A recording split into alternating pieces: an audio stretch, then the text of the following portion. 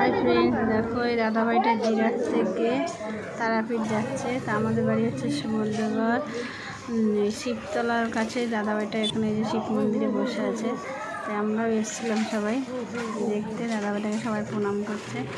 তা মায়ের কৃপা আছে বলেই তাই দাদাভাই মানে এতটা মনের জোর আছে বলেই মায়ের কাছে যাচ্ছে।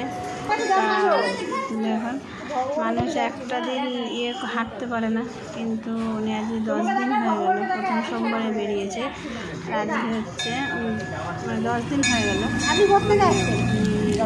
সেই জিরাট থেকে তারা কেটে যাচ্ছে। আমাকে সবাই একটু আশীর্বাদ করুন, যাতে উনি মায়ের কাছে ভালোভাবে পৌঁছাতে পারে। অবশ্যই ভালোভাবে পৌঁছাবে, কারণ মায়ের আশীর্বাদ আছে বলে উনি আজকে 10 দিন গেছে, তাহলে এতদিনে পৌঁছে যেতে পারবে। তা কবে বেরিয়েছেন দাদা আপনি? আমার আর কিছু বলার নেই। প্রথম সোমবার শ্রাবণ মাসে ওনাকে জিজ্ঞেস করছিলাম, উনি জাস্ট আর ওনার ওয়াইফ আছে সঙ্গে, আর ওনার ভাইপও আছে সঙ্গে। আমাদের এখানে এসে উনি একটু বিশ্রাম নিচ্ছিল, এখান থেকে বেরিয়ে যাবে। তা যাক, উনি যে বলছিল টিভিতে দেখাচ্ছে, এতে দেখাচ্ছে, সব জায়গায় যাচ্ছে।